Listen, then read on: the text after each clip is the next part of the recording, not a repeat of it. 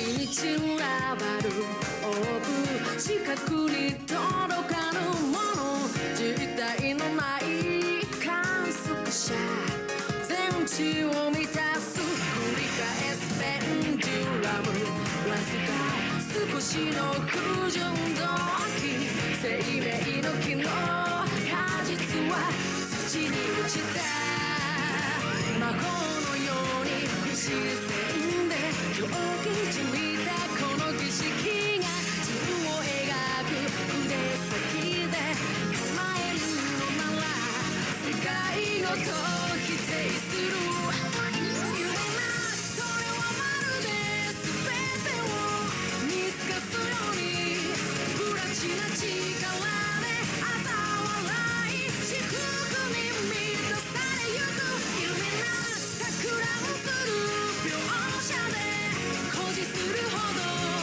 全知の力は覆り剥がれ落ちゆく仕組まれた奇跡へと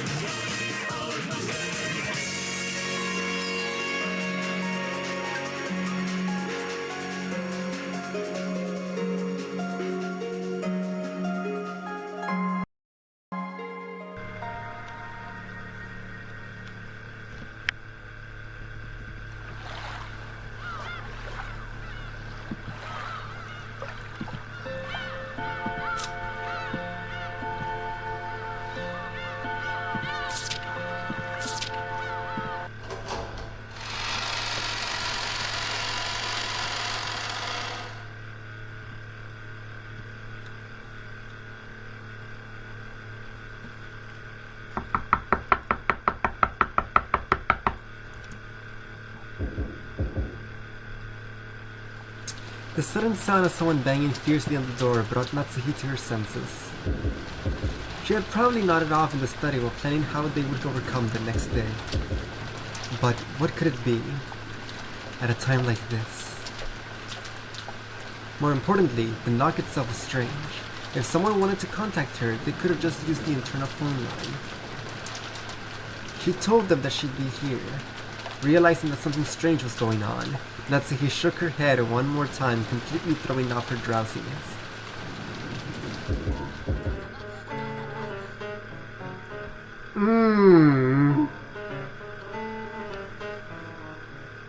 This is bad. Oh, interesting. Father! Father! It's Eva! I have an urgent, vital matter to discuss with you. It was Eva's voice. What is this? I thought I told them to lock the doors and windows of the mansion tightly after everyone left for the guest house. So why is Eva here?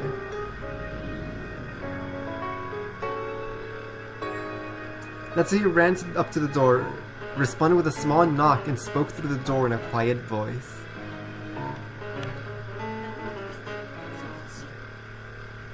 Is she trying to pretend she's Kinsa? Wait. Oh, that's wonderful. What is it? You're too noisy. Oh no, okay. Never mind. Natsuhi-san, why are you in Father's study at this hour? I told you to be quiet. Have you forgotten that the head values peace and silence more than anything else? Now's not the time for saying that. Stop harping on that and open up quickly. Bring Father out. The head just went to sleep. I don't know what business you have, but I will deal with it tomorrow. I don't have any business with you. Just open up right now. Sometimes multiple schemes and assumptions can fall apart due to the most direct, simple, and emotional strategies. This is bad. If I open the door, Eva will probably throw herself forwards and rush into the study. Now I can't even open this door. At that moment, the phone suddenly rang. It's okay. Both of the keys to the study are here. No one can open this door. Natsuki inched away from the door and grabbed the receiver. Hello? It's Natsuki. It's me. Things are bad. I want you to come down to the parlor quickly. It was from Kraus. His tone was strained. What in the world happened? It would seem that Butler-kun and his guest called Erika solved the witch's epitaph and found the gold. Oh, is that true? Rudolph and the rest have forced their way in. They're saying Butler-kun will show everyone the way to the hidden gold. Right now, Eva-san is just inside the study door yelling at me to open it. But if I do that now, she might push her way inside. I understand. I will go there too. Don't worry about Eva. Just stay there and don't do anything. I'll give you a signal once I've gotten Eva away from the door, so leave as soon as you hear that. Ready? Right after that, Kraus came up the staircase accompanied by Genji. A heated debate started between him and Eva. Open up, no, calm down. In the middle of that, there was a small knock as a signal. Kraus had cleverly pushed Eva away from the door and distracted her. During that gap, Natsuki slipped out of the study and quickly shut the door. Eva noticed this and her face twisted in disappointment, but the heavy sound of the auto lock had already rung out and the door had been sealed. The gold of the epitaph has been found. It's only natural that we should inform Father about this. Or else what? Is there some reason you can't tell Father about this? Father gave strict orders that he not be awakened no matter what after he went to bed. Following those orders is the duty of the head's representative. Isn't that right, Genji-san? Yes. The master's deep sleep must not be disturbed no matter what happens. Even a rule like that depends on time and circumstances, doesn't it? I mean, the epitaph was solved. The Father has a right to know straight away. Of course, the two of us will report on everything to the head tomorrow. That's our duty as the head's representatives. I don't care about that. Come on, just open this door. Let me see Father. Father, can you hear me? It's Eva. Please open up. Let go of me. That hurts. We're telling you to listen to us. Don't knock on the door so loudly. Let go of me. Kraus-sama, Eva-sama, the master is sleeping. Please refrain from disturbing him any further. When Genji spoke firmly, the two of them finally ceased their scuffle. It seemed that Genji, the one who had spoken for Kinso since they were very young, still possessed an air of dignity strong enough to handle both Kraus and Eva. Eva put her argument aside for the time being. She could hold off worrying about that until after she saw the gold with her own eyes. After all, not even Eva had seen it for herself yet. Natsui and the others had managed to somehow deal with the momentarily crisis. However, the more of these demons that would sneer upon their efforts had already begun. Butler solved the riddle, the epitaph, you say? Yes. Though he had a lot of help from that Erika girl, Butler was the one who reached the answer. Erika has proclaimed that she will abandon her rights to the Golden Land. Therefore, the one who reached the Golden Land is Butler. The fate can be truly amusing. To think that Butler-sama would make it there. But what will you do about it? You promised to stop the ceremony if anyone solved the epitaph's riddle. Yes, that was the deal. That was the deal. Indeed. Apparently, Butler-sama does not intend to become the master of the Golden Land. It now seems that no one will become our master. That is also fate. It has been several decades since we first manifested in the human world through our bond with Lord Goldsmith. This time since then has been so very fun. Come on, Leah, you sound like an old lady. So, what are we gonna do? If we go by Richie and Goldsmith rules, now that Butler solved the epitaph and decided not to become our master, we've been relieved from duty, right? That's true. I have no regrets at all. It's been prepared to be kicked down through Kokitu's all this time. Wait, we can't let that happen. You might not have any regrets, but I would keep on serving Natsuhime. It would be quite irresponsible to let ourselves be relieved from duty just because Butlers of the epitaph, witches are forbidden from breaking contracts. They also must not fail to show gratitude. True. We should serve her until the family conference ends. In that case, you won't be relieved from duty for a while either, Lord Goldsmith. Perhaps you should wait until you've overcome this family conference safely, said goodbye to Natsuki-sama at the very least, and if possible, rewarded her for all of her efforts. Indeed. She has done well supporting my foolish son. You're a fallen angel with one of the wings plucked off, aren't you? Just leave the other wings as a parting gift and go. Indeed. Perhaps that would be fitting. Natsuhi may be worthy of bearing my wings. However, we are approaching the critical moment. Your reward is waiting for you. Try to make it through this test unscathed, Natsuhi.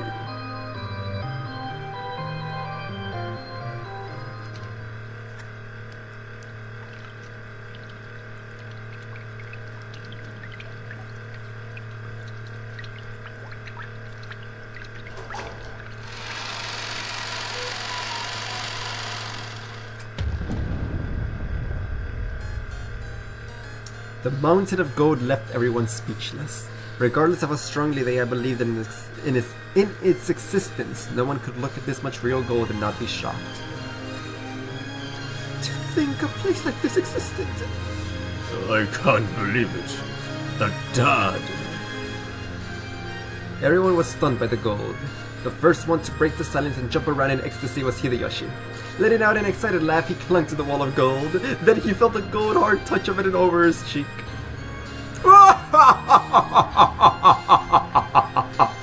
This is incredible! It's the real thing! That damn dad of ours sticking this much gold in such a ridiculous place. Now that we have this much, we no longer have anything to fear. With this, we could overcome any kind of trial. Rosa! Nessan will be able to find happiness with this, right? Eva and Rosa moved towards each other at the same time and hugged as they broke down crying. Ecstasy and shock, wonder and sighs. After stepping forward in front of the pile of gold that had caused these mixed emotions, Erika spoke as though she were an announcer in some show. If this world is money, then this gold is the embodiment of happiness. Congratulations, everyone! I pray that this discovery makes all of your lives richer. I take my hat off to you. To think you'd solve the epitaph within a single day of coming to this island. If you couldn't solve it in a single day, then you wouldn't be able to solve it no matter how many days you had. After all, it doesn't take more than an instant of your little grey cells to give you a flash of intuition. Also, I wouldn't have been able to solve this riddle myself. I ask that you praise Butler-san's achievement as well, everyone. I abandon any rights to this discovery. I'm already satisfied to have my reasoning proven correct. So I'd like to give Butler-san's full credit. I may be here, but please continue the discussion as though I wasn't. Butler-san called all of the adults here, making sure that none of the cousins would notice. That can only mean one thing. He must have wanted to begin the true family conference with all of you. Erika, quit deciding things on your own. My apologies. In that case, I'll step down as the facilitator of these proceedings. So, who will take my place? Shrugging, Erika looked around at everyone. After a short period of silence, Eva made the first move. None of us have forgotten the deal we made earlier today, right? Yeah. Divided between the four of us with 2.5 billion each. And then the successor gets another 10 billion. Wait a second. Who decided that the one who discovers the gold becomes the successor? Hold up, you won't be able to get away with that, Natsui-san. We've all been arguing based on the premise the whole time, haven't we? You really think you can pretend that never happened now? That's right. Weren't you the one worrying about how if one of the servants solved the riddle, they might consider themselves the successor? But nowhere is it explicitly written that that's the truth, right? You bastard! We were all aware of it, weren't we? That's right, Aniki. Are you going to change your position this late in the game?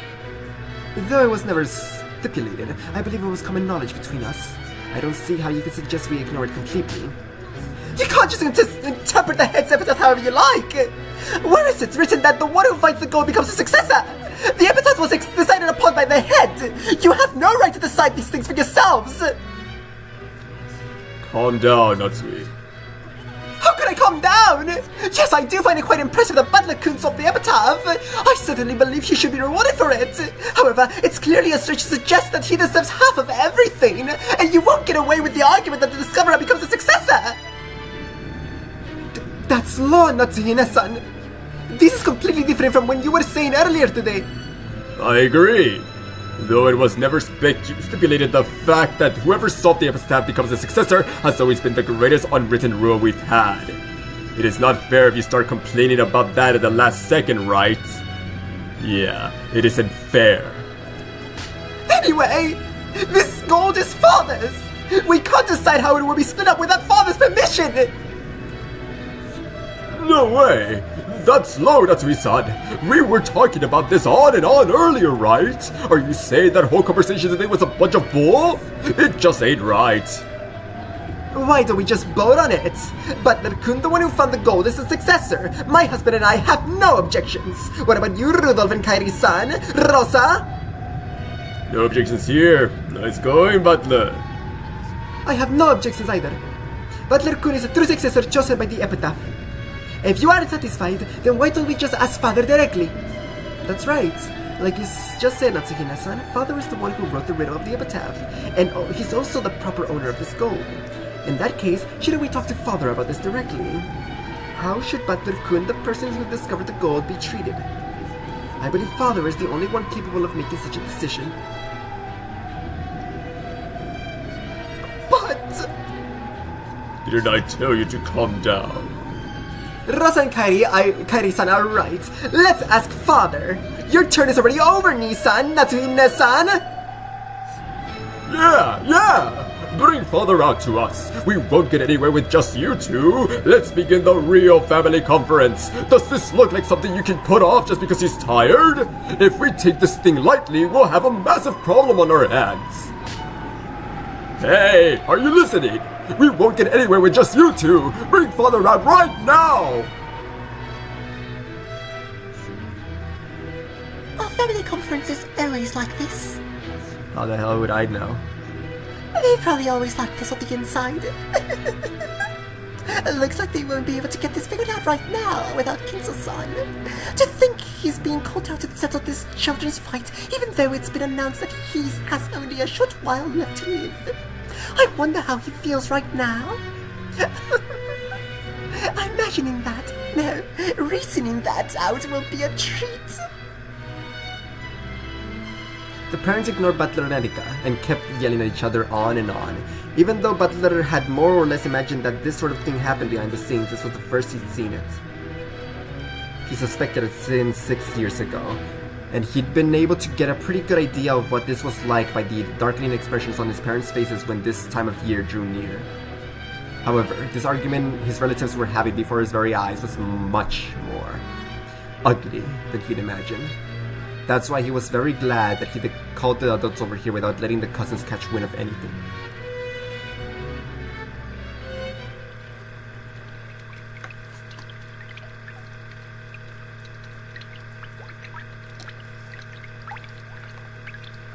Perhaps because everyone was tired out from this seemingly endless argument, they took a short break.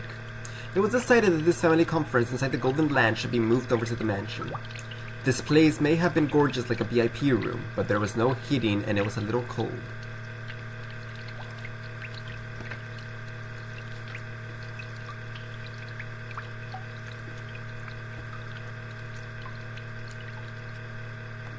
I'm gonna take a screenshot of this. This gave me something to talk about, but I only want to say it if people are here. I wasn't well suited for a long conversation. They thought of the possibility that someone might snatch the gold away while their backs were turned, but of course no one could manage much with just a human hands in a small amount of time when it's 10 tons of gold they're dealing with. In fact, it might be said that having this mountain of gold in the background was actually robbing them of their ability to make sound decisions. So they agreed to return to the mansion in part so they could regain their composure and continue the conference more cold-bloodedly.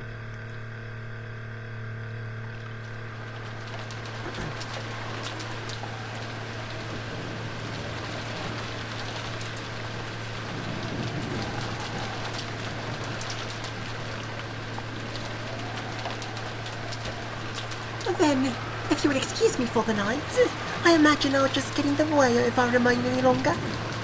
Sure, sorry. Did we bother you too much? Let us show our gratitude again tomorrow. Sorry for letting you see such an embarrassing side of us. You said that you refused, but allow us to prepare a fitting portion out of gratitude for you as one of the first to discover the gold.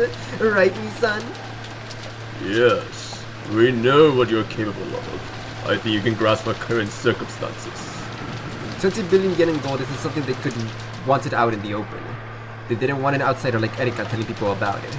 Of course, Erika had already reasoned out that much. She wore an unpleasant smile on her face as though she understood all too well. You don't need to worry about me. Of course, I have no desire to tell anyone else about this. And if I did, no one would believe me without proof. I get to see something interesting tonight. It was quite a spectacle, so I'm more than satisfied. I see. I guess it's not every day you see 10 tons of gold. Seeing the gold was a spectacle? Of course not. Judging by Erika's dark nature, it's obvious what she's so happy about. I thought about telling her to just go away, but even I wanted to get out of this place. I tried to head back to the guest house along with Erika. However, Kairi-san grabbed my shoulder. You can't go, Butler-kun. Please come with us. Yes, you're now a real successor. You gotta have an audience with father and have him acknowledge you right away. That's something only the family head may decide. Don't make things up on your own. Butler, I realize it'll be a pain, but stick around with us for a bit longer. Don't say anything. Just stay quiet and keep your head down. Got it? Just do whatever you want. It would have been easy to say that I had no interest in being the successor. But I was sure that would only add more oil to the fire. Even if I hadn't been ordered to keep quiet, staying shut up like a clam was clearly a good idea. In that case, would it really be so bad if they just let me go back to the guest house?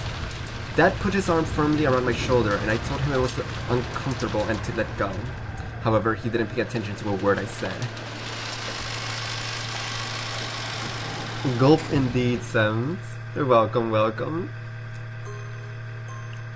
I am saddened that I am losing out on Natsuhi manga panels, but if I don't stream right now, I won't be able to later. I saw the epitaph, just like you wanted. When you were the game master, we'd always get those letters. Try and solve the epitaph. If you don't, I'll kill you all. Why does she want to make us solve the riddle of the epitaph? By solving it, we find a mountain of gold. Yippee for us! And what about Beato? Does she gain anything by having us find the gold? Or does she lose something? As far as chessboard thinking tells us, people don't ever make moves that cause them to lose something. That means you must have something to gain by having us solve the epitaph.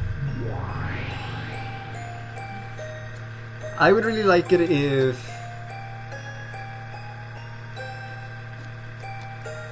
in Sayo's naivete and her believing in magic made her think that if someone did solve the epitaph, she would be free from her role as Beatrice. But sadly, it doesn't work like that, so the epitaph was truly useless since the beginning. It's just that she believed. No. This child has nothing to gain from having someone solve the epitaph. Perhaps not, then. I mean, it could just be no, right? There was no reason and it was just a distraction, just a cruel game. Or it could be wordplay and saying that Beatrice has nothing to gain because if someone solves the epitaph, she dies. But Sayo would be the one with something to gain, her freedom. Perhaps. Or they're speaking in like the truth. Like Beatrice and Sayo think that they would gain something from someone solving the epitaph, but the absolute truth is that no, solving the epitaph does not magically save them. They would gain nothing. I'm satisfied with all the answers. Are you sure that's okay? Using red like that without her permission. This child most likely wishes for it. Virgilia, who had suddenly appeared there, quickly gave an answer to my question with the red truth. In the past, I sometimes guessed that Beato tried to make us solve the epitaph, because she wanted to make us find the gold hiding place for her so she could snatch it away. Is that wrong too? Yes. In the first place, the gold of the Golden Land belongs to her from the start. She has absolutely no need to make anyone find it for her or to snatch it away herself. Of course. Bato is Beatrice the Golden. Isn't she the master of the Golden Land and the Ushiramiya family alchemist? That totally makes sense. However, that makes me even more confused. Even if someone exposed the truth of the epitaph's riddle, Beato has nothing to gain. No, to the contrary, her own gold might be stolen away. In that case, I'm understanding this less and less. I understand the epitaph murders. It might be revenge against the Ushiramiya family or else a ceremony to revive her powers as a witch. After all, she's probably doing it because of some reason or goal of her own. But what's the point of her telling us to solve the epitaph? Whether we solved it or not, she has nothing to gain at all. In other words, the whole issue of whether the epitaph is solved or not is immaterial in Bato's eyes. You're right. Whether the epitaph's riddle is solved or not, she has nothing at all to gain from it. It doesn't matter whether it's solved or not. In other words, could we say that the epitaph's riddle itself is immaterial to Bato? You're right. The epitaph's riddle doesn't have any meaning for this child. So even if you take it to an extreme and call the epitaph's riddle immaterial, it may not be possible to argue against your claim. Bato, why are you making us solve the epitaph's riddle?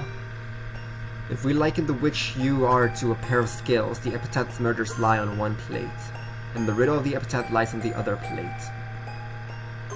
After all, she's saying she'll stop the epitaph murders if the epitaph is solved. In other words, the epitaph murders and the epitaph's riddle are worth the same to Bato, like two sides of a balanced scale. That means that both the epitaph's riddle and massacring all the relatives are equally significant from Bato's point of view. But Virgilia responded with the red truth. Regardless of whether the epitaph is solved or not, Bato has nothing to gain. If she has nothing to gain, then the epitaph's riddle is meaningless and immaterial to Bato. In that case, how much are the epitaph's murders which lie on the other side of the scales and are the equal to the epitaph's riddle in value worth to her?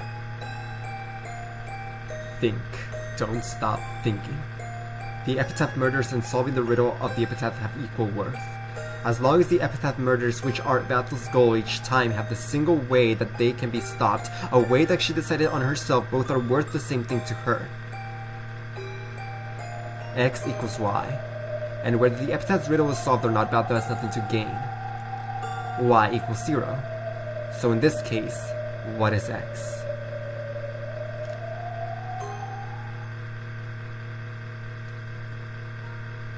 Wait a sec. That means the epitaph murders are also meaningless and immaterial. Every time she performs these bizarre serial murders, she's willing to spend an incredible amount of effort to politely send advance notice, and then kills us one by one in accordance with the epitaph, never getting exposed. So all of that is meaningless to her? I spun the chessboard around and searched through Bato's moves over and over. I don't think I'm doing any thinking right now. This is nothing that's making me think, because it's like, I might have not outright said it, but it's what I was inferring with my manifesto, that yeah, the murders are meaningless to Bato because it's not her plan, it's Kinso's plan. She gains nothing from killing anyone, she gains nothing from anyone solving the riddle, because if someone solves the riddle, Kinso won't grant her her freedom. She gets nothing from anyone solving the epitaph. And performing the ritual, she gains nothing by performing the ritual. She's losing something by performing the ritual. She's losing her identity and her autonomy.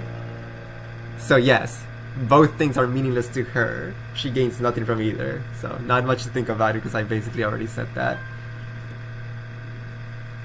Streaming while I'm literally in the middle. There, okay, we're back to normal. That's how you know that this is gonna be a long stream, unlike yesterday. And Ruby is not even home either. Okay, I'm sorry. This is always the first place I stumble. I don't mean to come out as egotistical, it's just, you know, I said the things I would be saying now early, is all. I said it in the manifesto. But, whatever. The significance of the epitaph murders. Why does she have to commit serial murders in a way that reproduced the witch's epitaph?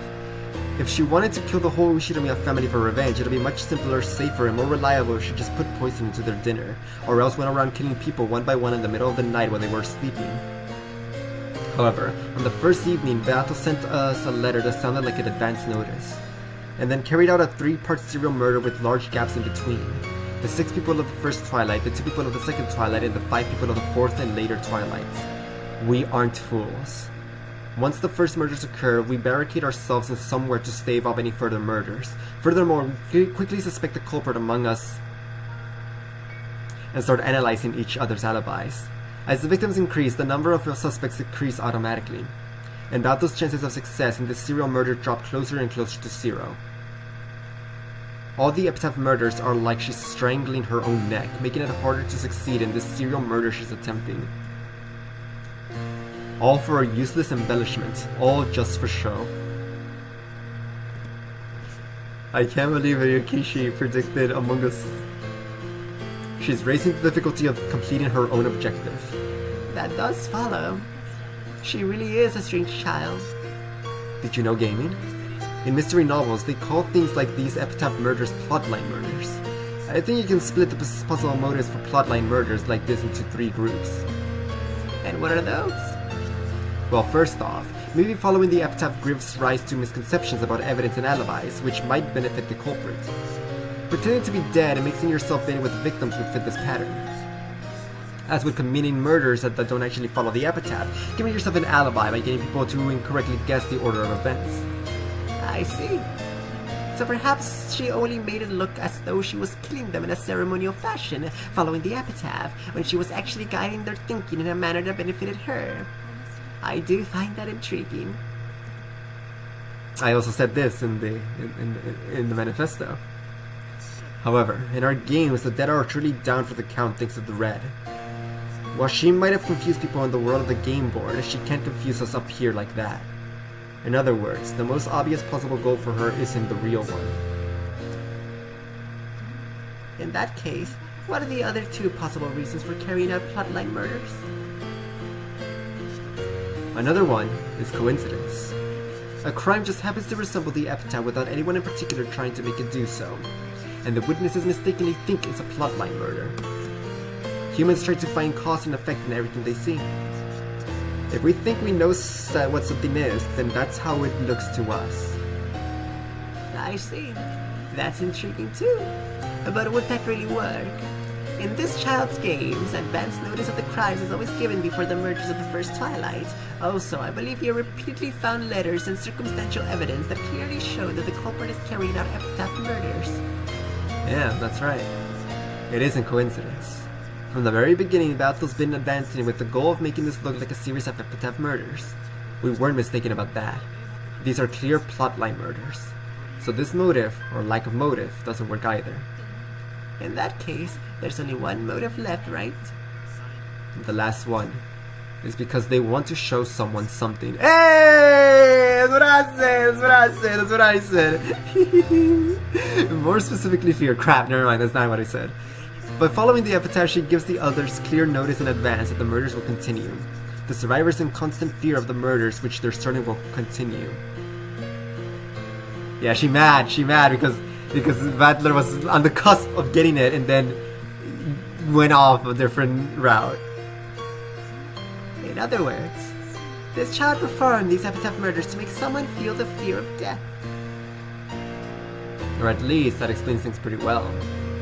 The grotesque mutilation of corpses and the dark decorations were all a show to terrify us. To terrify whom? Huh? Well, like I said, us. After hearing that one line Virgilia spoke so casually, my thoughts clouded over once again. It's really sufficient to use the big word us. There are many humans in the Ushiramiya family. There's the head and the one who holds the rank of his successor, grandfather and Uncle Kraus. There's the relatives who have some pull in the business world. On the other side, you have these young cousins who usually visit at most once a year, and that unfortunate servants who just happen to be on the duty that day. Even if the culprit hates all of us, there should be clear differences in how much they hate some of us compared to others. So it should be possible to pick out people among us that the culprit especially wants to terrorize or have revenge against. If we liken this to a kid eating dessert, okay, well, let me guess. Well, not much guessing is, from what I can infer, it is Kinso, Butler, Natsuhi, and Rosa.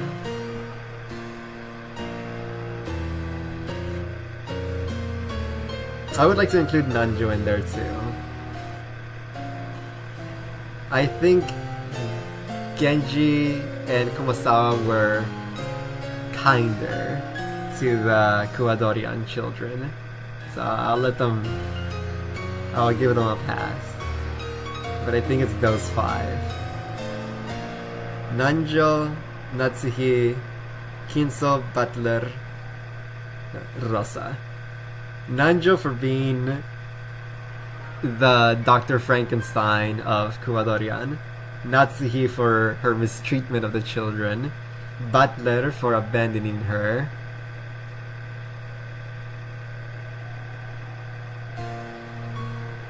Kinso, duh.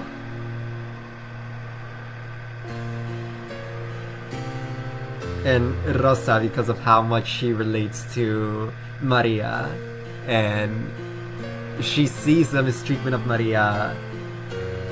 It brings back memories, so she hates Rosa as well. Isn't the strawberry on top of a shortcake the part you should eat last? No one tells you that you shouldn't eat it first, but our mentality encourages us to save it for later. In that case, the culprit would want to leave the person they hated the most until the end. So you! Yeah, like that line by my favorite character in this novel I like. Something about how the worst way to kill someone is to murder those close to them first, make them as miserable as possible and only kill the person then. Oh my, that must have been quite a terrifying novel. How frightening. In that case, you could argue that the people who stay alive until the end are the ones Bato hates the most. However, every single time the other people get killed changes around completely. Except for...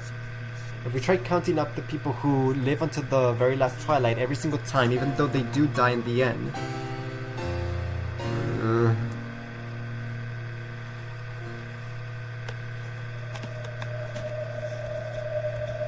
I'm the only one. Let me speak with the red. Butler-kun, you are not the culprit. You haven't killed anyone. This can be said of all the games. Then that just makes it more likely that it's me. It means the sole reason she had for bringing about the Epitaph murders was to show them to me.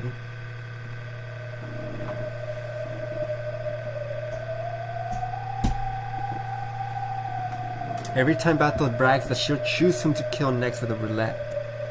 However, I'm the only one she never kills.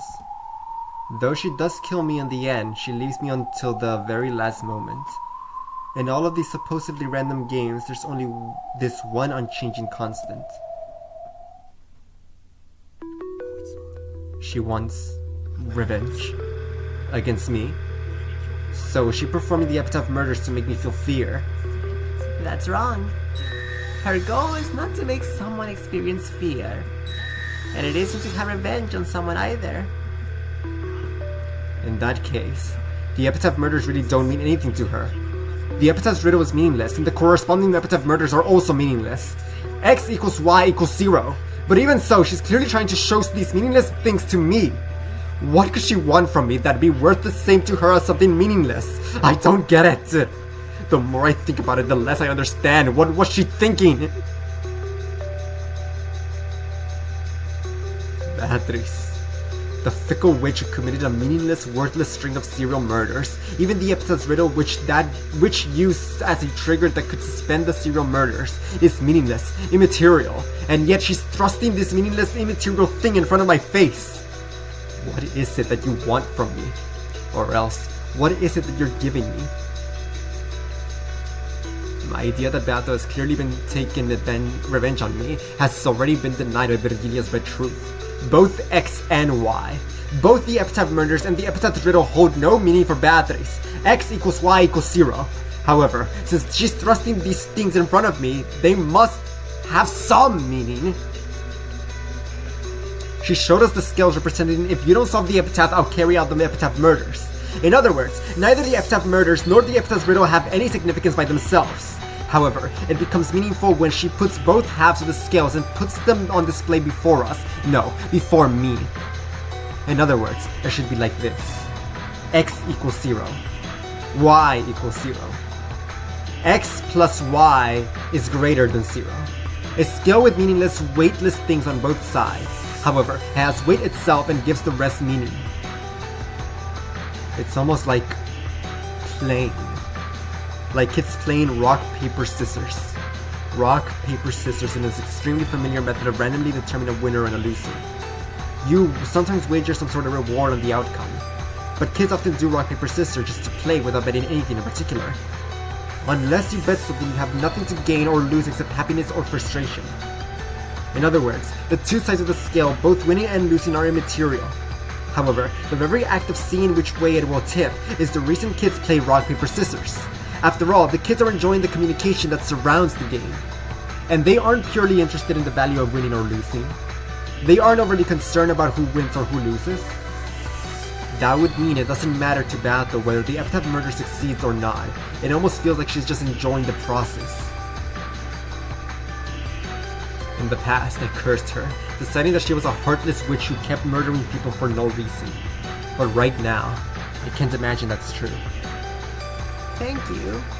In that case, I'll give you one more line of red. Beato never committed murder for the sake of pleasure.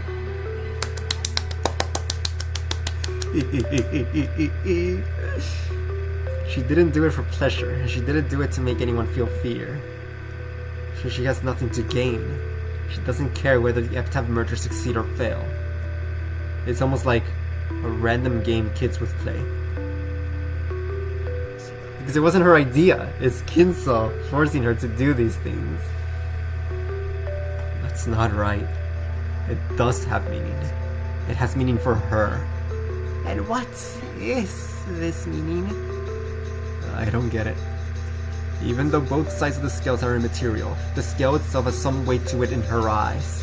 Of course it isn't meaningless. Some meaning definitely exists. In the previous game, she urged me to remember my sin of 6 years ago. Am I supposed to believe that that was meaningless too? No, that definitely isn't the case. I clearly remember the serious gaze Beato had back then. Unfortunately, I didn't have a clue what she meant. When she saw that, she was horribly dejected. That's right. At that time, I'm sure she even went so far as to say that the crime wouldn't have occurred if I hadn't come. It does have meaning. It means something to her, and it's connected to something she wants from me. I laughed softly and poked Beato lightly on the head, then patted her head. Next time you want to send a love letter, I suggest you just write I love you. If you make it too roundabout and confusing, no one's gonna be able to figure it out. I still don't have a clue what she's thinking. Even so, I won't stop thinking. I've only just started spinning the chessboard around. I definitely won't give up on this journey in search of your thoughts.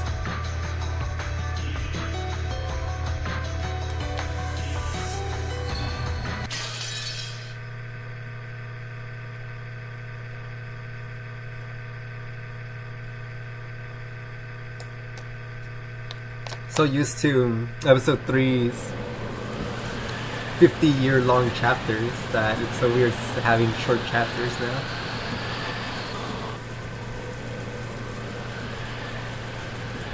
Wait, episode 3, I mean episode 4, my bad. Butler did nothing but gaze blankly out the window. The fighting between the relatives went on without end.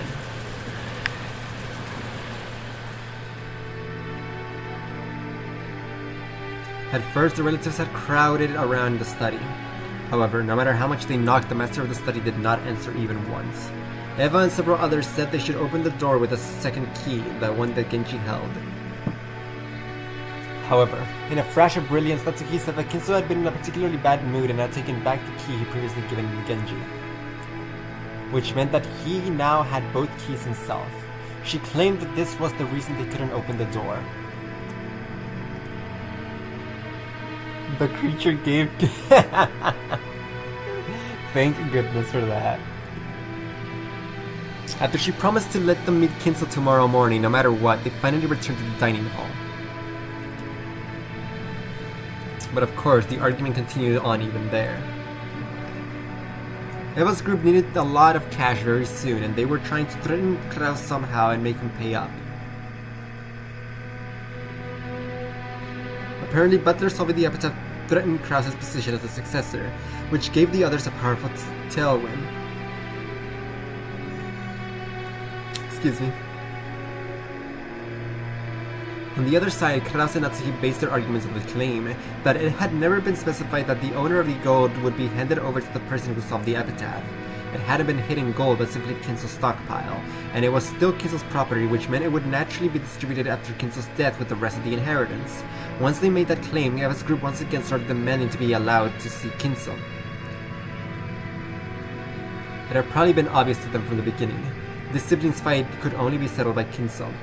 This was obviously a confrontation between Eva's group, which wanted cash fast, and Kraus was hiding his lack of funds but still didn't need money right away.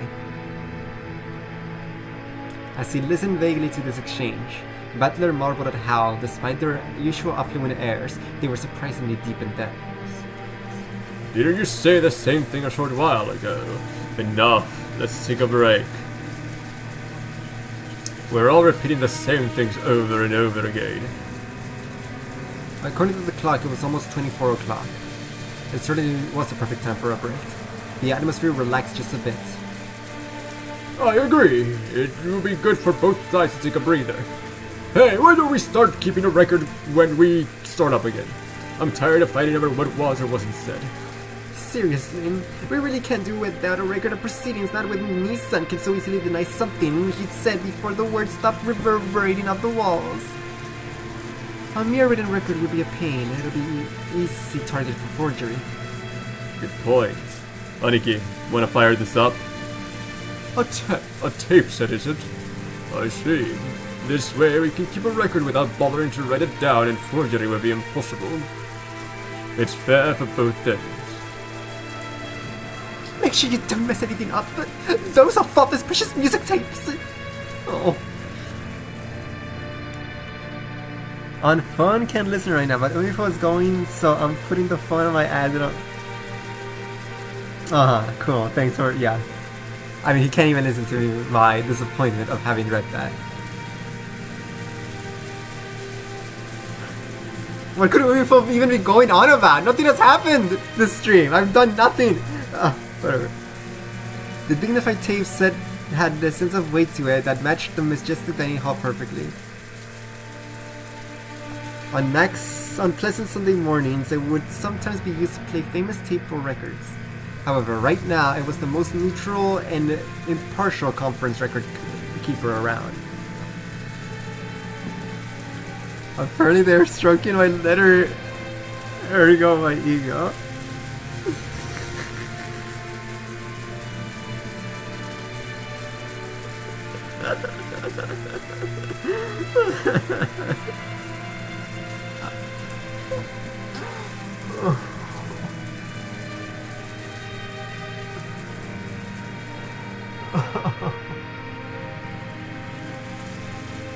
What did I even say?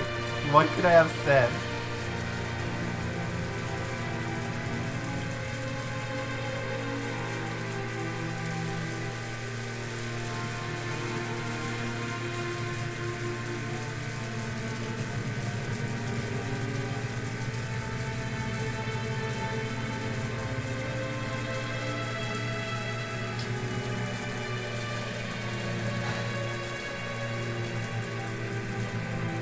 I don't even know what I could have said that could make Rumi react this way and stroke his ego off.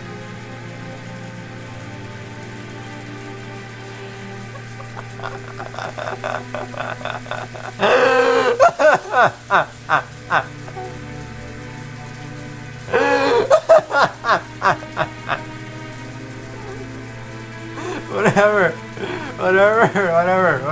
Whatever. Okay.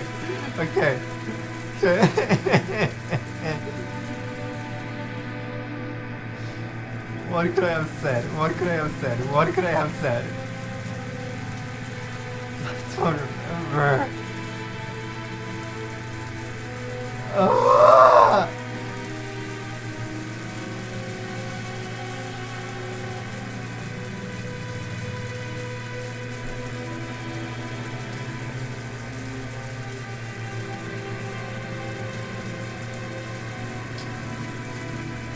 I'm out. I don't care. Whatever. Thank you, Sense, for relaying the updates. You better have some manga panels for me for this absolute terrible behavior from him. But you, Sense, you did good. You're still number one. Don't worry. Okay, I have to leave now to see what we're just...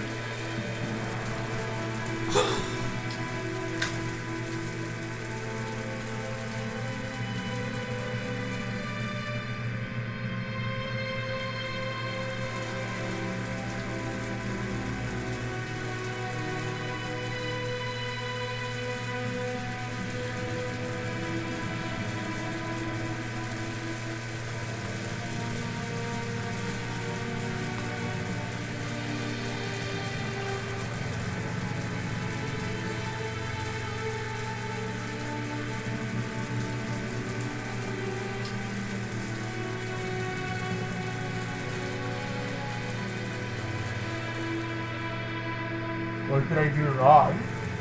What could I have possibly said wrong?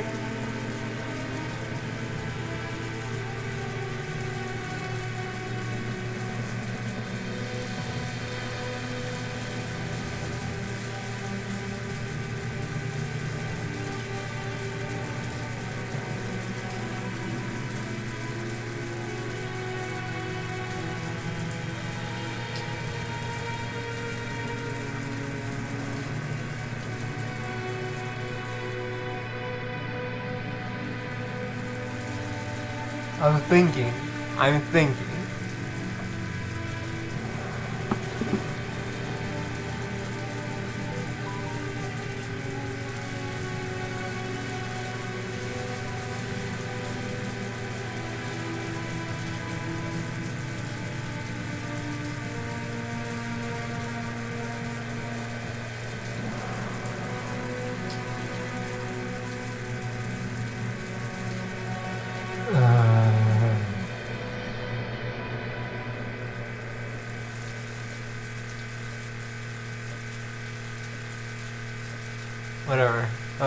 Whatever.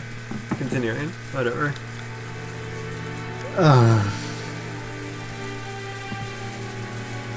Rula fish randomly around the casket rag, searching for a blank tape. And anytime he found some tape with sophisticated music on it, he complained about how pompous it was.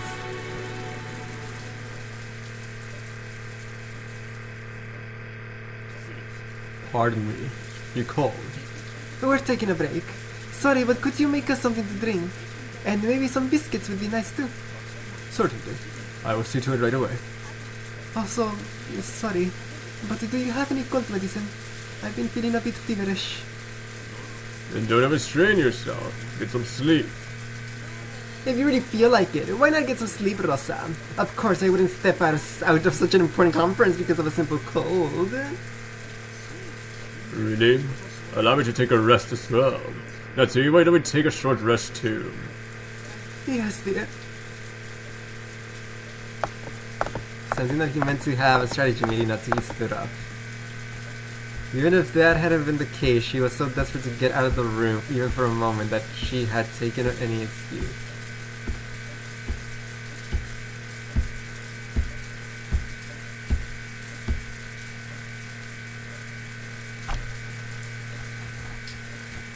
I mean, it just me. Okay, this all started because of the scene with Beatrice and Butler. So something I said there was most terribly wrong. It had to have been me saying that it is meaningless to her.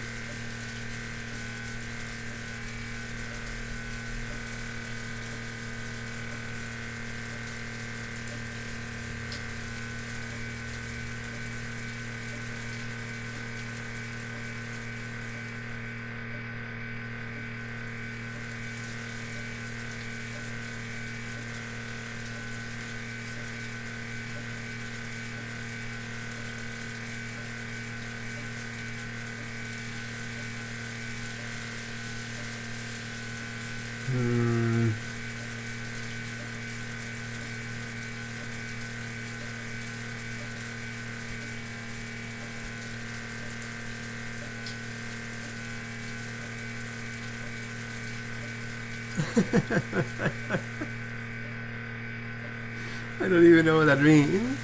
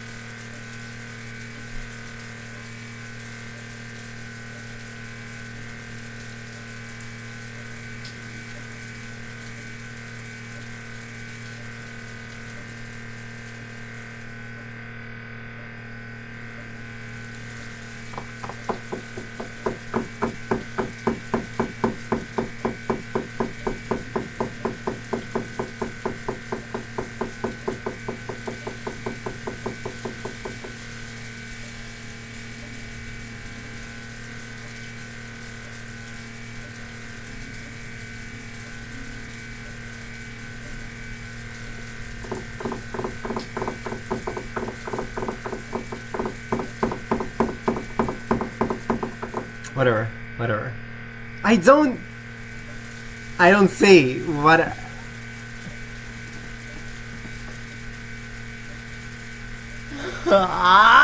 Whatever. Okay, I get it now. That was humorous. Whatever.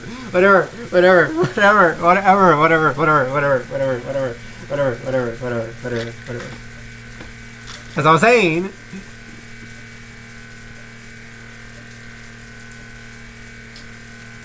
I don't see what I said wrong. I don't see. It's satisfying to me that it is meaningless to her. It's satisfying that she is being forced to do these things because Kinsa, and there's only one thing she wants to gain from it, which is to have Butler remember what he did all those years ago. But the deaths themselves and the riddle themselves are meaningless to her.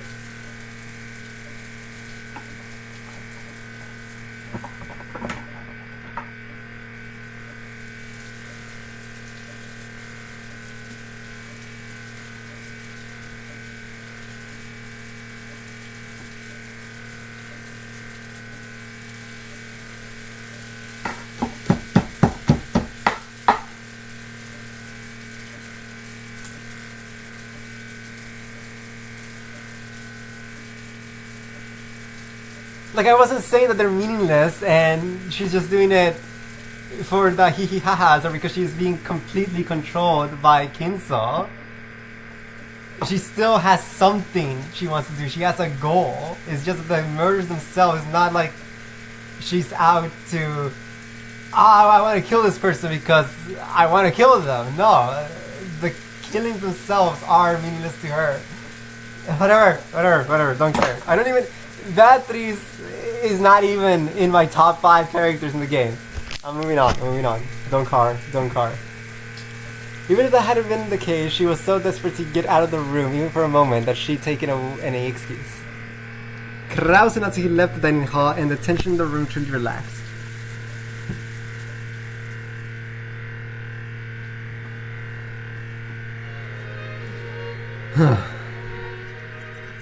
You've been doing great, Butler-kun. I imagine you feel you feel just horrible. Think of this as part of growing up and just accept it. Just how long am I gonna have to sit around here doing nothing? Who knows? After all, you're like our own portable shrine. Sleeping. About as much as you and your average... Oh, about as much in as your average school class. I'm pretty sure Father isn't going to show up tonight anyway. When Krasny-san and the rest come back, I'll propose that we might as well let you go. I'll be counting on you.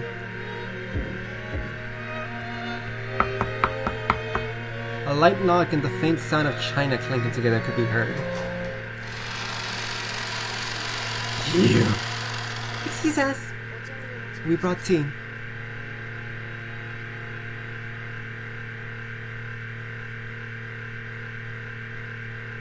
If anything, I'm disappointed that I didn't connect them faster. They are identical.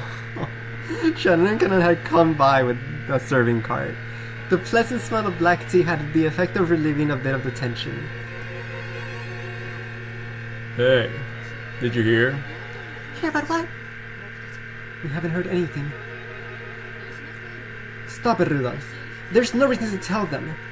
We are furniture. We have no interest in matters concerning the family conference. I see. That's a wise answer. You have to mean night shift. That must be rough. That is our job. We would be happy to receive your orders. Makes sense to me. At least that'd be better than sitting around awake doing nothing. When I was still down in the bottom rungs, I once worked as a warehouse keeper. Even if you're just staying awake, it's still pretty rough. Right after the war, you had robbers all over the place. Plus, you couldn't rely on the police back then, so it was a pretty dangerous time. Hideyoshi was partly proud of how he started with nothing and built up assets by illegally diverting goods from the American army. Once the subject came up, Hideyoshi tended to get pretty talkative. The relatives who knew this were greatly relieved to see that the perfect sacrifice had come up. If you got found out, you were in for it big time. Those American people are scary. Their strength's in another league because of all that beef they eat. If you get caught in the end, it'll end with them shooting you or death by hanging. Get it? Death by hanging? Oh yeah, and then I figured it out. It's all about the meat. Japanese people gotta eat more meat. And that's when I got the revelation that I needed to start up a business to win over people's stomachs. Dude, what are you talking about? I see. That must have been quite a difficult task. Stop it, dear. No matter how much you tell people born after the war, they'll never understand how we suffered back then. Oops, looks like my bats haven't jumped out again. Sorry.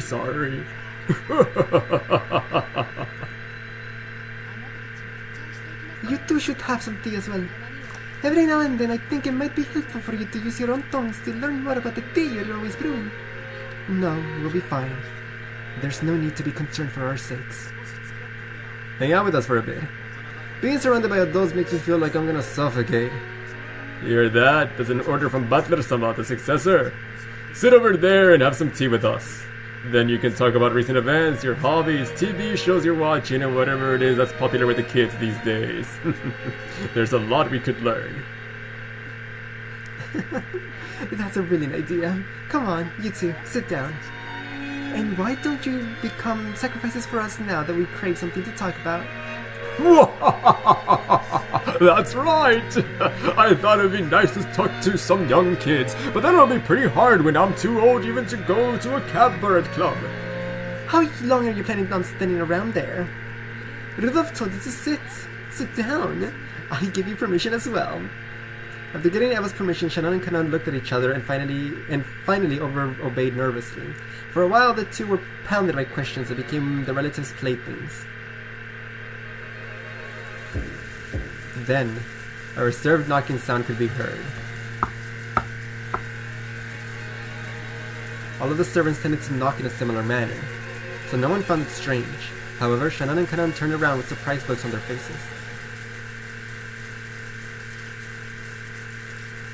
The servants here today included the two of them, Genji, Kumasawa, and Golda. Golda had the midnight shift at the guest house. Kumasawa had gone to bed in a spare room in the guest house. The two of them were right here, so Genji was the only person left. But they knew very well that Genji wouldn't knock like that. Who is it? It's not locked. Just come in. Rudolph didn't recognize the doc either. When he asked who is it, it became apparent that no one knew whose knock it was. And then the same repeated just once more. Could it be that someone had their hands full and was asking that the door be opened for them? As a slightly odd feeling began to encompass the room, the sound of the large clock in the hall could be heard. It was a sign that October 4th had ended and October 5th had begun.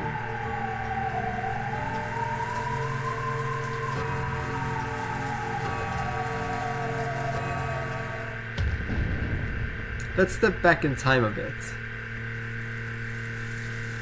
At this time, Krause and Natsuki were a ways off in a deserted corridor on the second floor. So, we no longer have any other options. Yes. The same move probably won't last us all day tomorrow. If we hesitate any longer, there's a chance Ella-san and the others will call the police claiming that we have father locked up somewhere. This is as far as we can go. But the confining the gold was completely unexpected. If that hadn't happened, I thought of a plan which might have managed to get us through this somehow. This always happens when I bet on something. Something unexpected always happens, and something that should have been an absolute certainty goes wrong. Let's arrange your father's room to be empty starting tomorrow morning. Let's plan it out with Genji and have him say that we saw father headed out into the forest early in the morning. I doubt Eva and the others will simply accept such a disappearance. I'm fully aware of that. However, we have no other options. If we do such a thing, Eva and the others will doubtless make a fuss that our actions were suspicious. They aren't worried about our appearances as long as they can squeeze some money out of us. It might end up in some odd magazine and cause serious damage to the confidence placed in me. Damage is nothing we can live with, right? It's something we can live with, right? If by any chance father's secret is discovered, we'll face a lot more worse than mere damage. There's nothing wrong with persisting until the last possible second tomorrow. If we're able to make it through safely, we won't have to lose anything. There's no need to get impatient and use that trump card. You want to wait after they start clamoring about how we locked father up and then say he's gone missing? That way would invite much more suspicion. Let's just put father to rest now. To go any further would be impossible. Calm yourself. Being exposed to Eva and the others' venom too much has made you lose your composure, that's all. Only 2 keys exist that can let anyone into that study. And you have both of them right here. That means no one can go inside. That door is of a very special make. No matter what kind of tools they bring out of the storage room, it won't even budge. It isn't a physical problem like that! Please don't be hasty and calm down. In any event, you can pretend to have gotten a fever and stay in bed. In the meantime, I will overcome all of this for you. I can't leave everything to you. I'll fight it to the very end too. When Natsuki could no longer hold back the tears brought on by her fierce emotions, Krause held her gently. Just how long had it been since the last time she'd felt the warmth of her husband's compassion? Your headache must be awful, yes. It's always that way when you wrinkle your forehead like this. Dear. She had come to think that her husband could never guess the way she felt. But at times like this... Let's wait for the very last moment before using the disappearance trump card. It's like a last resort treasure sword. It's best when it remains in its sheath. The important thing is that you're ready to pull it out any time, right? I understand that. Would you let me handle that trump card? Of course, at the final moment, I will take all of the responsibility. I won't get you and Jessica involved. What do you mean by that? When the Umineko family is destroyed, it is enough that I alone am crushed in the rubble. When the typhoon passes, let's make sure we're ready to file for divorce. I will sign the papers and let you hold on to them. I've secretly left some of my assets in your name. If you add on some of compensation money, that should be enough for you and Jessica to live on without any hindrances. No! Umineko Natsuki is the name that should be engraved on my tombstone! Please let me be with you until the very last moment! Even if it turns out that you're the last head of the Umineko family! Please let Natsuki be the name of the wife of the final head! Your wife! Krause's existence was founded solely upon the trust and power of his assets as a financial fixer. If either of those weakened, nothing would remain. If they used the trump card of Kinso's disappearance, they would lose one of those two essential supports. It was like offering your right arm in exchange for your neck being cut.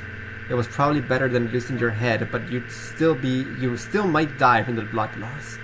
And even on the off chance that you did survive, you'd have to bear a heavy wound that wouldn't heal for the rest of your life. Kraus was prepared even for death. Understanding this, Natsuhi buried her face in Kraus's chest and cried.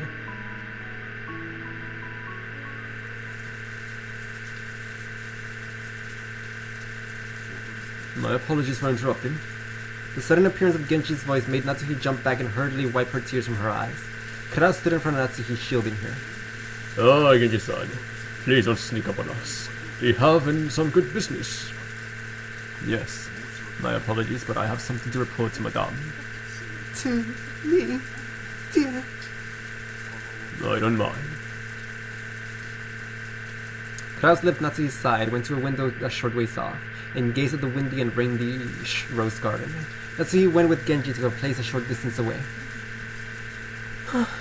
What is it? Well, the truth is, another phone call has come for you, Madame. At that moment, a sudden eerie sound surprised her. It was a large clock at the hall announcing 24 o'clock. You don't mean that man again? Yes. What is to be done? Did he say what business he had with me? I can give you no answer on that matter. He kept insisting that he wanted to speak to you directly. Again, a phone call from the men who claimed to be taking revenge for something that happened 19 years ago. 19 years ago. That was just 1 year before Jessica and Butler were born. In Natsuhi's eyes, the gap between 19 years ago and 18 years ago was immense. For a long time, she had been unable to fulfill her role of creating a successor for the Ushiramiya family and had been treated very coldly. But then she finally gave birth to Jessica, and became able to call herself the Ushiramiya successor's wife with her head held high. So in her eyes, Ushiramiya Natsuhi began 18 years ago. That's why everything before that, including the events of 19 years ago, contained nothing but hateful memories. And something from the last year of that hateful period is whispering vengeful words from the other end of the phone. I can still hear the roar of the sea. What is to be done? Transfer it to my room. Don't let my husband know. As you wish. From the very beginning, Genji had guessed that she wouldn't want Kraus hearing about this phone call. That's why he had told Natsuhi to covertly. Natsuhi ordered that he transferred the call, told Kraus that she would turn in for the night, and left at a quick pace.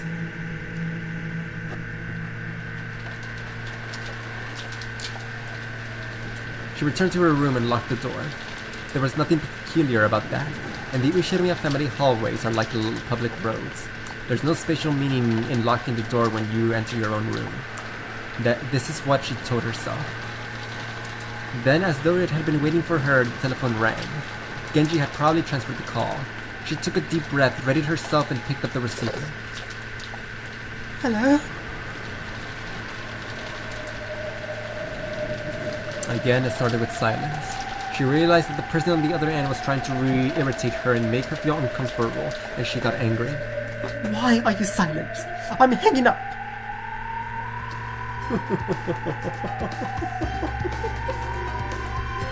Do not hang up, Mother. I want to hear your voice a little longer. Again, that unpleasant voice. Are you trying to mock me? Tell me what you want. I want to play with you, Mother. What? What are you talking about? I have no desire to play with you. You're tired from the family conference, right? Is that chronic headache of yours getting to be a pain? That's none of your business. Just the fact that he knew her headache was troubling her made a shiver run up her spine. You get headaches because your head is all stiff. If you go straight to bed like that, you can't expect to have good dreams. Haven't I told you that's none of your business? I'm hanging up. Natsuki forcefully yelled that she was hanging up, but in actuality she couldn't. After all, being at the receiving end of the phone call was much better than the alternative. If she hung up violently, this person might then call someone else. Let us play a game for you to relax. I will not take up much of your time. I have no intention of playing with you. Your name is Natsushi, mother. It has the kanji for a season in it. Pretty nice name. However, just because your name is Natsuki, that does not necessarily mean you like summer. Which season do you really like, mother? You think I'll tell you? If you do not, I will hang up. Is that alright?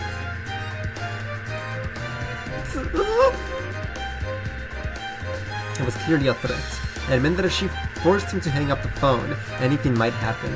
Humiliated that she was forced to give in to a threat made by a man whose name she didn't even know, she gave him the answer he wanted. It's autumn. Why? Because it's an easy season to pass the time in. There's no other reason in particular. Are you satisfied now? Yes, I am satisfied. So, it looks like your favorite season really is the same as mine. I like autumn too.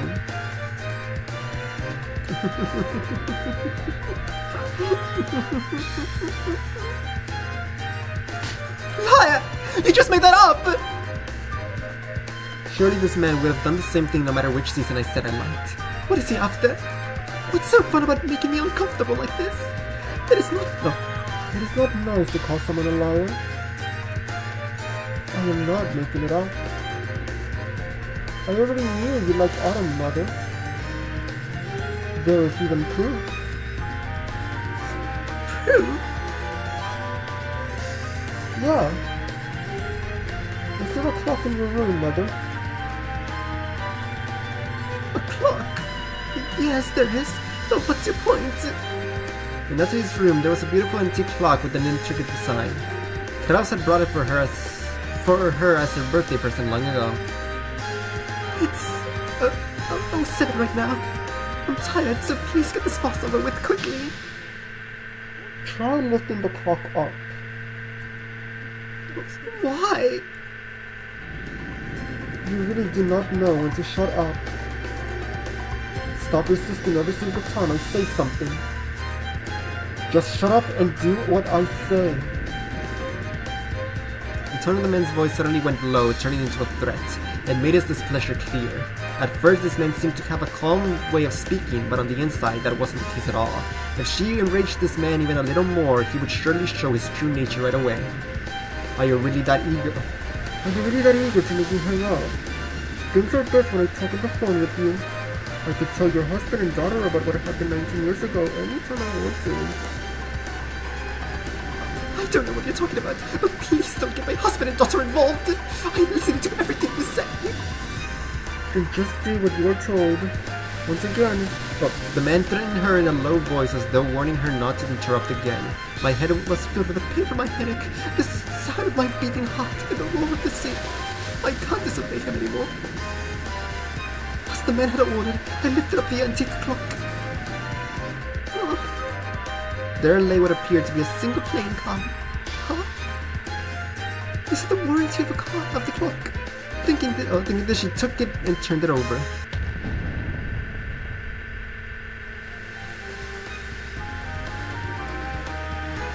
Are you wide awake now?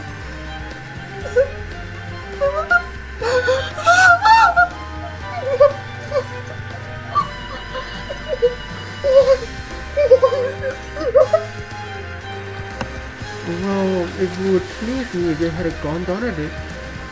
Tell me that you are happy, mother. How did you? What? How? I want to hear you say you're happy, mother. How dare you act like a normal, neat freak mother? You make me want to vomit. Do you want that to land on your husband and daughter as well? You don't, right? You want me to keep quiet, don't you? Okay, I'll keep quiet. Come on. Aren't you happy? Are you?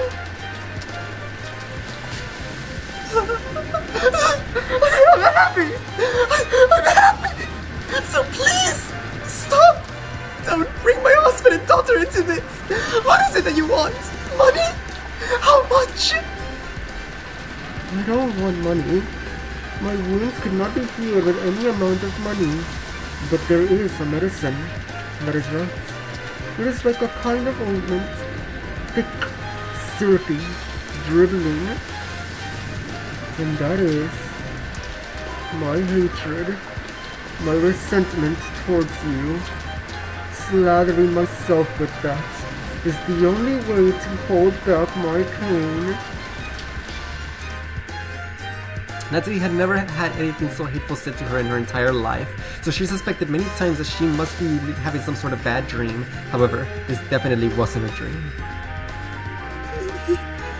Couldn't possibly be on this island right now. Oh yeah? Did I not promise you? I said I would be at the family conference. That's impossible! There's no way you could have come during the typhoon! That would be no problem if I came before the typhoon reached you. And I'm pretty sure this guest called Erika or whatever arrived even during the typhoon. Her blood froze. Furudo Erika had supposedly been brought here by coincidence. If he knew that name, he would have to be very close by.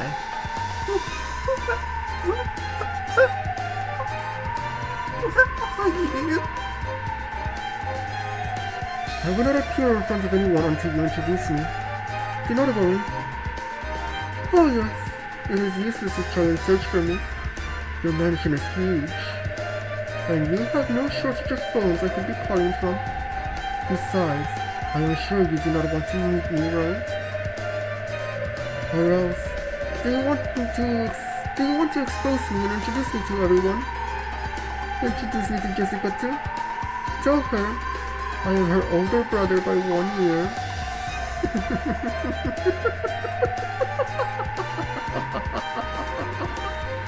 Stop it! Stop it! Stay away from Jessica! I guess I have scared you a bit too much. That is all for me, for tonight. But do not forget, you cannot disobey me. Understand, Mother? Yes. I'm going to hang up for the night, but I have an order that must be followed until tomorrow morning. What is it? You may no longer leave that room tonight, and you may not make a phone call to anywhere. If a phone call comes from you, you are not allowed to take it. You will turn the lights off right now, get in bed, and sleep. Then you will wake up at your ordinary time. It sure is nice to live a healthy life. I really am such a good son, working so hard for the sake of my mother's body. I understand. I'll go to sleep right now. I won't leave my room, and I won't pick up the phone. So don't involve my husband and daughter. As long as you follow my orders, I will keep your secret, Mother. Do not disobey me. I am already very close by to you.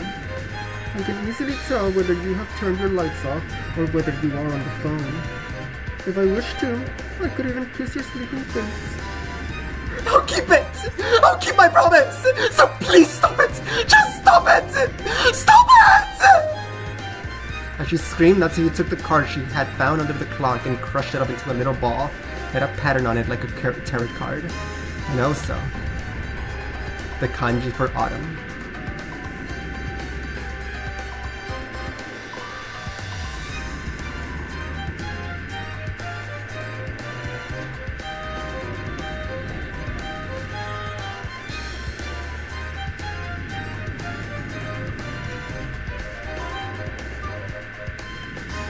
I don't remember my tarot cards enough.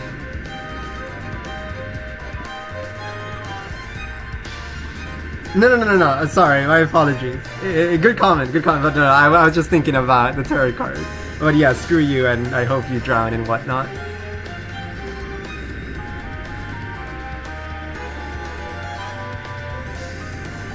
I don't think any tarot card has a connection to autumn. Maybe strength? Okay, no. Maybe it's not autumn. It's how the kanji is pronounced. Like maybe that kanji is present in one of the tarot card names, which I wouldn't know, so we gotta move on.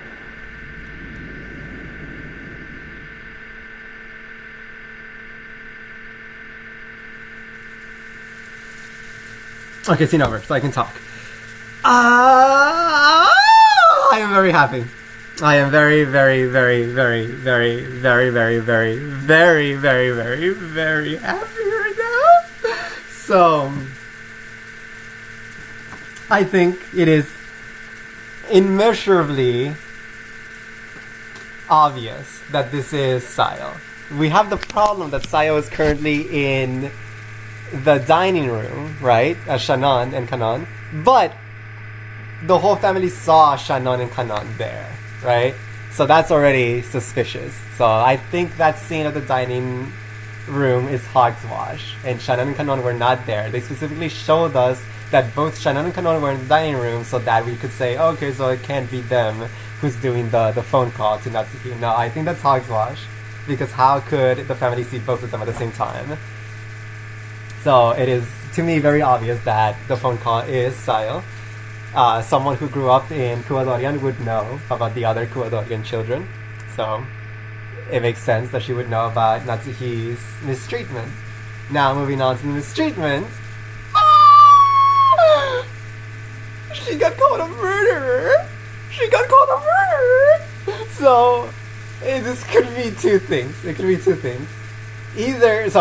I also say that it's Sayo because it is obvious that she's trying to set Natsuhi up to fall as the culprit, right? By making her stay in the room all night and all morning so that when everyone wakes up and sees the guest house all massacred, she would be blamed for it.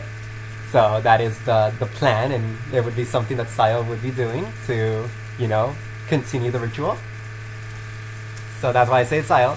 So it could be that she's calling her a murderer because, it's a little cheeky, like, you're gonna be a murderer later, right? But Natsuki didn't fight the claim or acknowledge the claim at all. Almost like if it were true. And then we have the picture or the tarot card or whatever, I don't know. Whatever that could be. Maybe it's a tarot card for death, right? Or the hangman. Maybe it's the hangman. Because that depicts someone being hanged, and also I believe it represents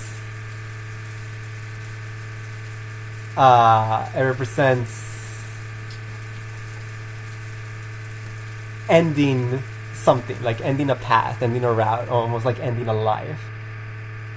Like the death tarot card usually doesn't mean death. It usually means rebirth. Hangman is usually like the actual end of something. But anyways, you're calling her a murderer? Okay, so I really hope that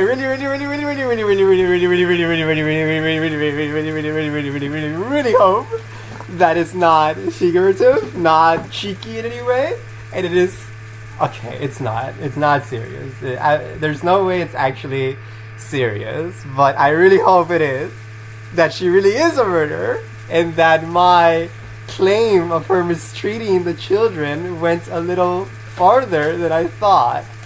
It's only one person that's calling, so I don't think she went around killing all the children.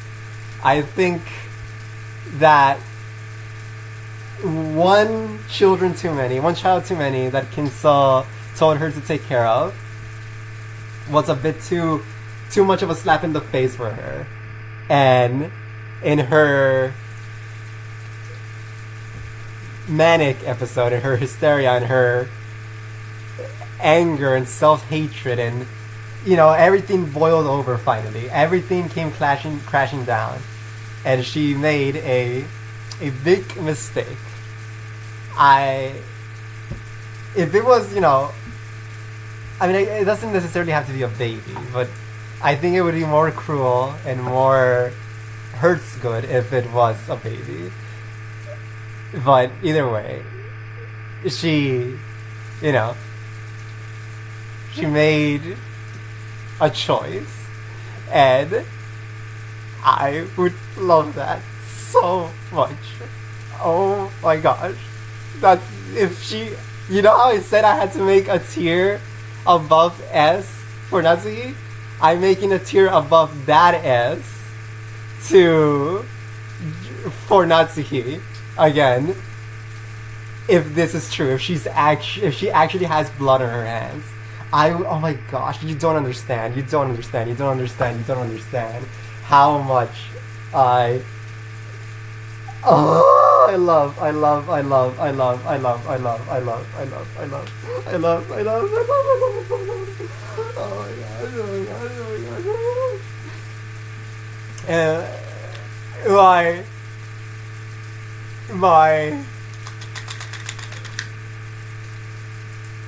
My crap, what's the word? My connection, my parallel, whatever, to Crucel Noel with Natsuki and Beatrice is just I'm being fed. Holy cow. It's just if she really went as far to snuff out such a pure and innocent thing like a baby, I gotta shut up. The FBI is listening. But yes, it would.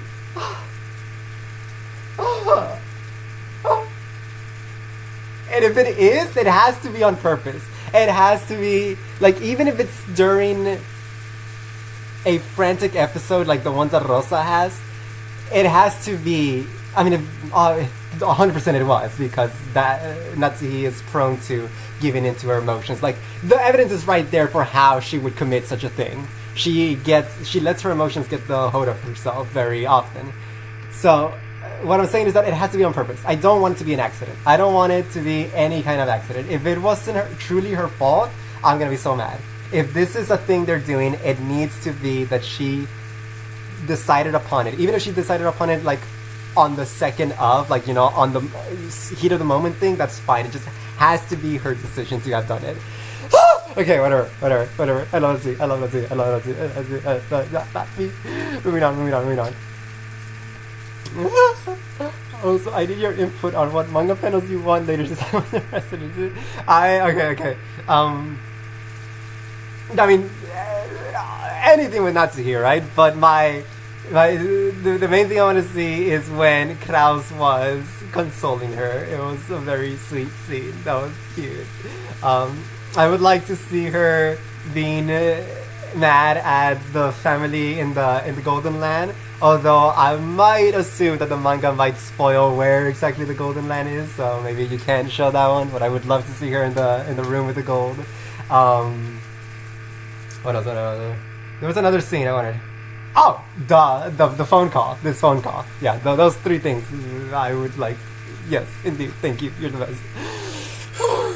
Surely the pro-feminist writer wouldn't go there or anything. I mean, I think being pro-feminist makes it more likely to happen.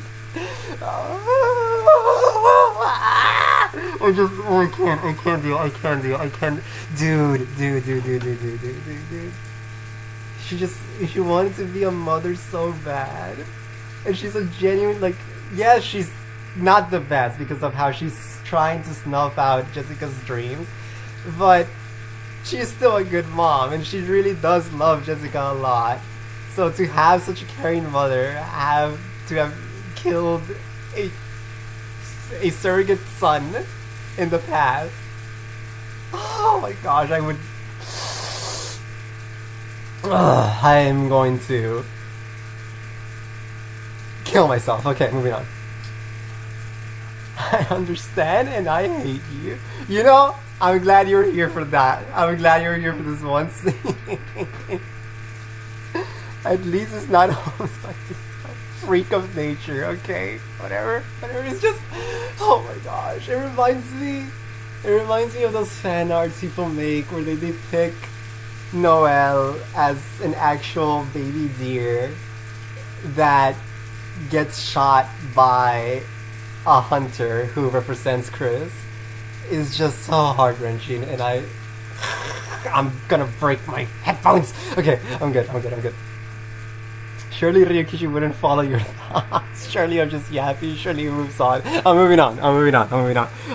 I'm ignoring everything I just read. Moving on. Let's step back in time once again. Yes, let's. Right now it is the exact moment that the large clock in the hall announced 24 o'clock. Wondering who the person who knocked twice was, the relatives in the dining hall stared at the door. Rudolph told him to come in, but there was no answer. Until the end of that long tone marking the arrival of 24 o'clock, which had come from the large clock in the hall shortly after the knock. They were unable to move in the slightest. Maybe their hands are full and they can't open it. Maybe. But it's a bit creepy that they won't say their name. Wait a second. I bet I already said this before.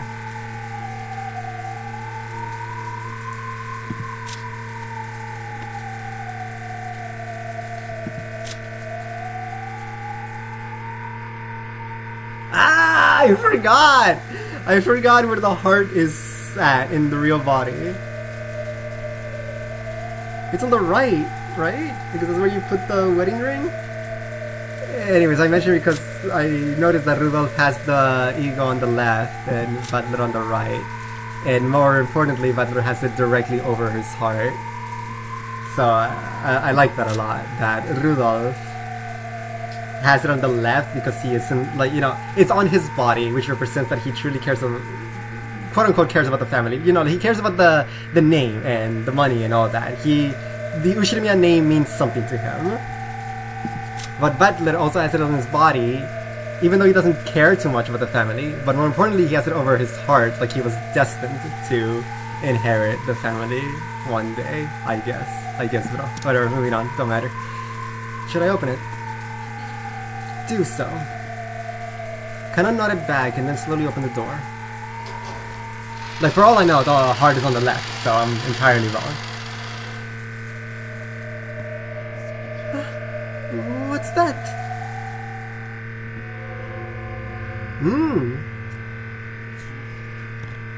The signs don't matter. He's right.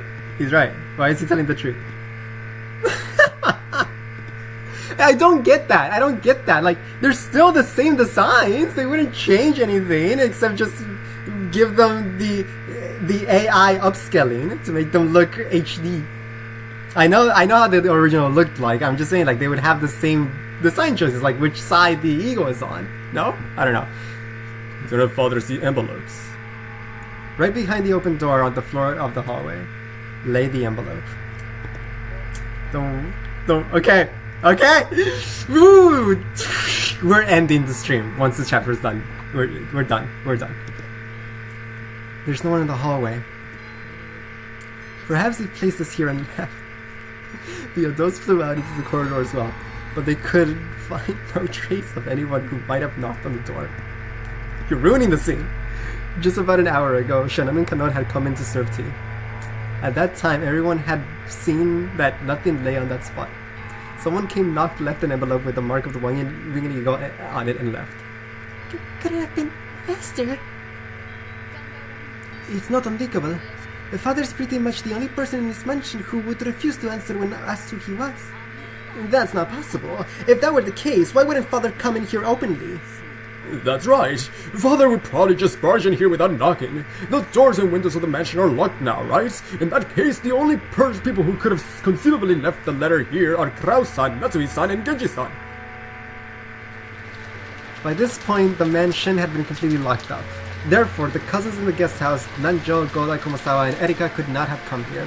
Furthermore, since Kraus, Natsuki, and Genji were the only three who weren't in this room, one of those three had to have been the one who sent the letter down to the corridor. So it was very likely that Kraus and the others had placed the letter there to make it seem like a message from Kinso. I see.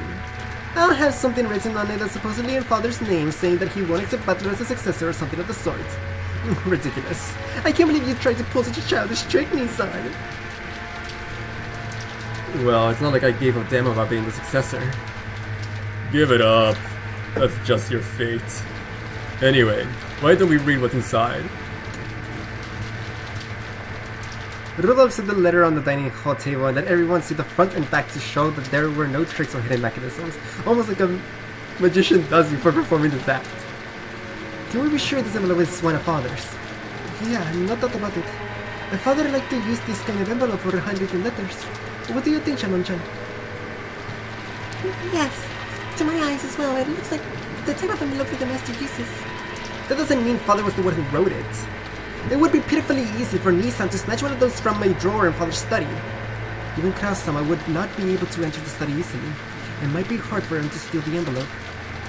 Let's try opening it. We can worry about all that later.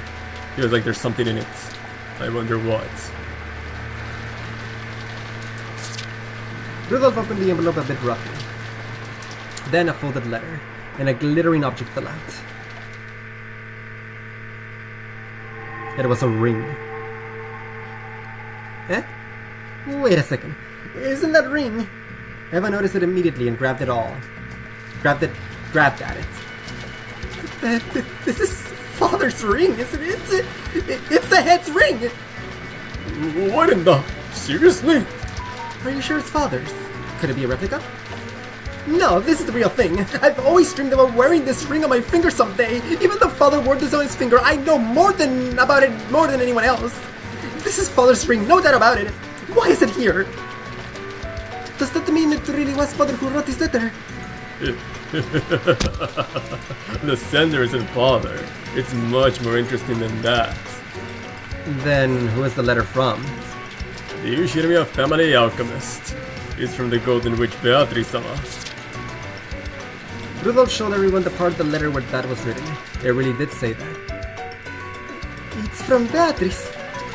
What's it saying? I'll read it. Congratulations! I acknowledge that Butler-sama spectacularly solved the Avatar's riddle and reached the Golden Lad. All the gold belongs to Butler-sama. Furthermore, Butler-sama is the new head of the Ushirimiya family. As proof, I send the head's ring, which Kinso-sama left in my charge. Butler-sama, I beg that you take the ring, become the new master of the gold, and guide the Ushirimiya family. I sincerely pray that you flourish as the new head. What the hell? I see. Dad just won't come out of his study, so Beatrice, the Witch of the Forest, has acknowledged Butler directly.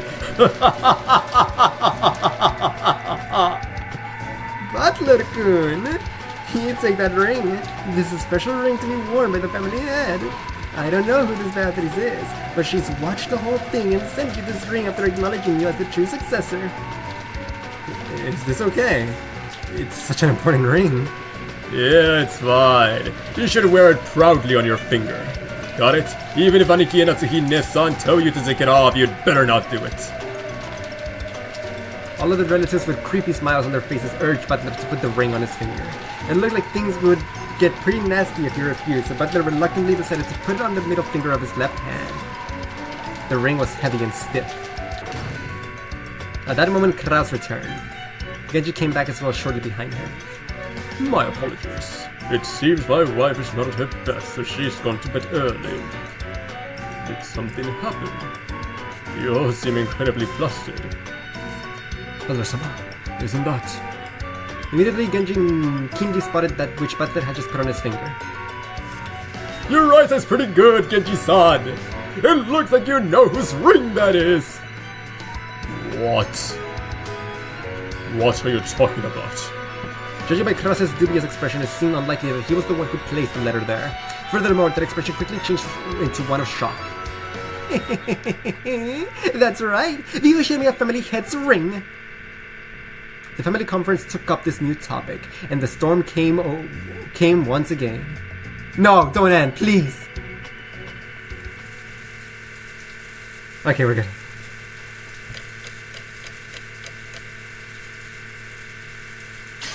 Crap! No!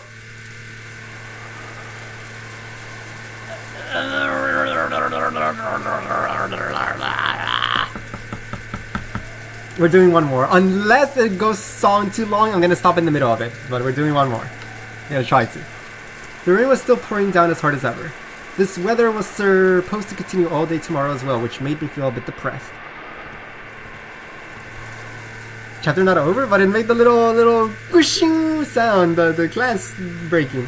I guess, bro, I guess. No way, given the time, I should say today, not tomorrow. But it doesn't really matter now.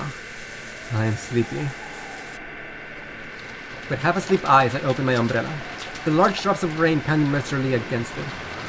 Technically, the end of the family conference had been declared at 1 a.m., but external scuffles kept continuing sluggishly. I'm really jealous of Aunt Rosa, who managed to slip out of there at that time. She cleverly got away by saying that she'd check on Maria, who might have been staying up too late. That caught me ruining my chance to escape, and they made me stick around until now, 3 a.m.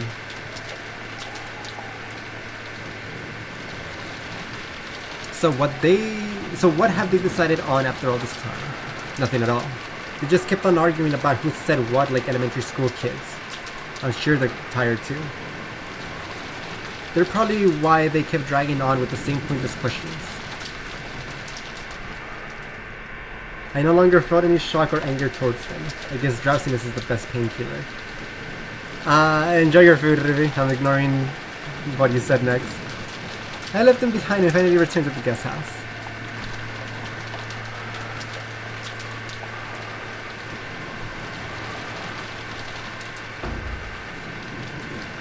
When I got back to the guest house, the first floor lounge was lit. I could even hear people chatting inside. Apparently, some people were still even awake even this late. Despite the late hour, Goda-san and Dr. Nanjo were still up and chatting. Plates and cups were lined up on the counter, and it looked almost like a bar with Goda-san as the bartender. When they noticed I had returned, they seemed to finally realize how late it was. When Goda-san made it to top off Dr. Nanjo's glass, the latter declined with an exaggerated gesture. That's enough, that's enough. It's so already too late to be up. That's not his voice.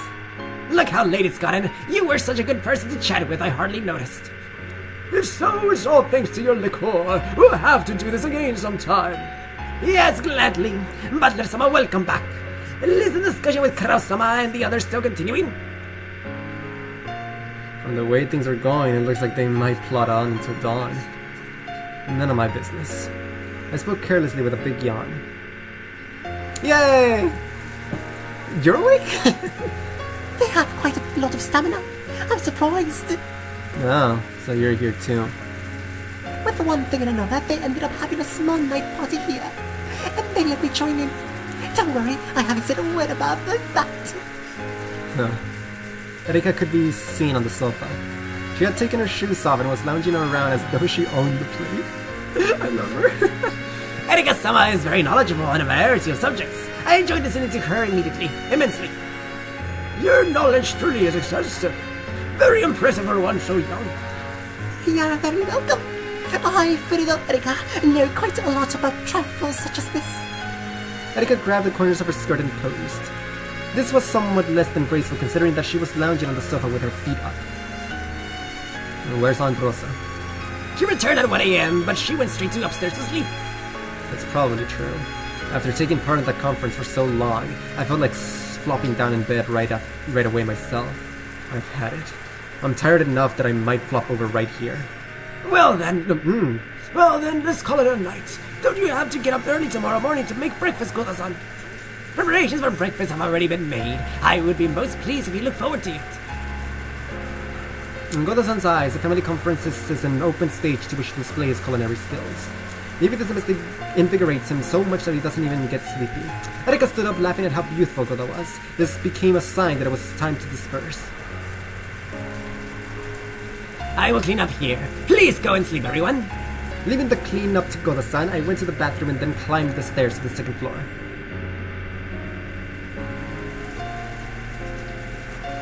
Good night, everyone. These old bones have stayed up a bit too late. Good night, Dr. Nonja. Good night, Butler-san. Yeah. Good night. Then the second floor hallway was lit up. Dr. Nanja went to his own room. Erika went into her room. And I returned to the cousin's room. I couldn't hear any sounds of playing coming from our room. Could they have fallen asleep already? No surprise at this time of the night. If they were still playing, they would have been staying up way too late. When I opened the door quietly, as expected, the room was already pitch black except for a small nightlight. Everyone was already sleeping in their beds. I'm sure they all had a great time and played a ton. Then they probably talked about youthful things and enjoyed staying up late. If only I hadn't found the gold, I could have enjoyed my time with them. I'm already tired. So tired. Forgetting even to change my clothes or brush my teeth, I crawled into bed and immediately began to descend into the mad marshes of sleep. Today's been so insane. I wonder if that old bastard is still in that family conference now. How does he not get tired? I don't think of it. What was that old bastard said when he parted company? Tomorrow, there's something important I want to talk about. It's a family. It's about you. I'm sure it's more stuff about being the successor. I don't even want to hear about it. If I tell you about this, I'll probably be killed. I'll kill you wherever you want, you old bastard.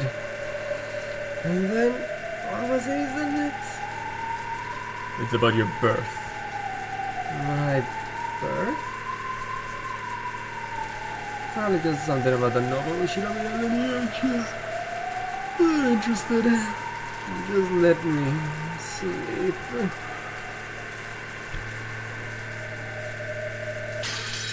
Okay, now we're done. Yeah, we're done here. We're done for real. We're done. To speak about it's about your birth thing. Nothing too new to say. It's just, what I've been thinking. No, actually, there is something new to say. So okay, never mind. I was not taking it as gravely as I should. My headcanons got in the way. Okay, so Rudolph saying that confirms that the whole theory of me saying that Butler is not Butler because it's like a mini Butler inside his head that he created, that's gone. That's destroyed. It is that Asumu is not his mother. Okay, so either Rudolph was a serial cheater and had another mistress, or Kairi is her mother. Either way, I guess middle. I got nothing else to say to that. It's interesting, definitely interesting. I assume it would be Kinso who would fight for the secret to be kept and say that Butler was Asumu's son to not bring any drama into the family. It's more commentary on how women are seen as just things for the public image. Like the real mother needs to pretend that her son is not her son because she was a mistress, and the woman who is officially married to the family member needs to pretend that this son is her son just to keep up public images. So yeah, it's interesting because it's commentary. Ryukishi does it again, but I got no other insights besides that. Good, thumbs up, I guess. Yep, I'm out, but we are checking the images that I did not see last stream. Cleaning up after the stream. What do you mean? Whatever, man.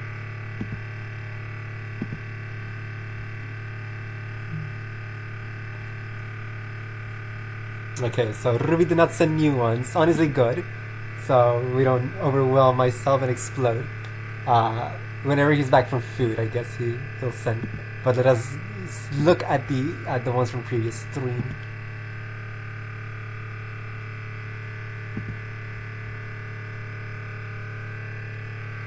I still can clean. Okay, wait, Sams. if you're still here, can I click on these? Because, you know, it says don't click, but I assume I can click. Yeah, thank you. we had the same thought.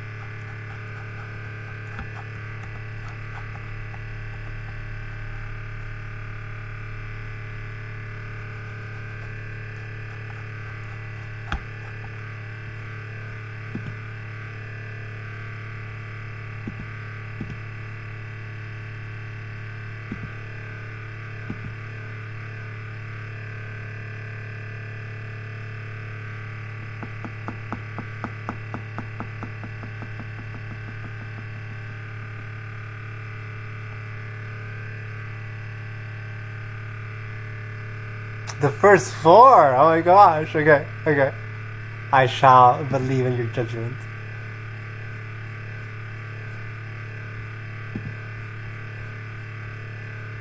One, two, three, 4.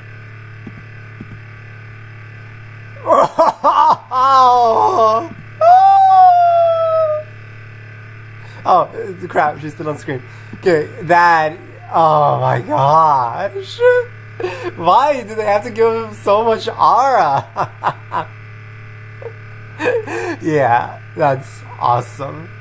Oh my gosh, he's so cool. Emma, move! Dude! This manga's insane. Gosh. I will gladly be one of 5 Kinso fans, okay? I'm okay with this. Yeah, Yahoo! Wow, that looking at the gold like this, wow, the CG in the game does not do it as much justice as this. It's really a mountain of gold. That is insane. Awesome page. Erika's hair is so long. Alright, last one. Yay! I really wanted Erika panels, but Ruby said he wouldn't send any. But yes! Oh my gosh, I love her! She even got a seat into the spotlight and everything. She's the best. Oh, big fan. Thank you. I am quite the okay, Ruby is gone, so I can say it. I've been loving every second Erika is on screen. I love reading her dialogue so much, and that's why I am unbelievably excited if she has a scene in the Tea Party world like Eva Beatriz did, because I need to see that Danganronpa class trial with her. It's gonna be so fun to read. Anyways, I'm out. GG's, and thank you for watching Sam's singular viewer. This is why. Oh well, I forget. Yules is always here, but she's just like a ghost in the back in my walls that's watching from the shadows. So I think Yules is also here. So thank you both for stopping by for so long. We were scared it was gonna happen. I'm for my own sanity, I'm gonna say you're talking about Erika. You're all scared that I would like Erika, I guess. Good. I'm not gonna give any more thought to that comment. I'm out. GG's, bye. Have a good day. Enjoy your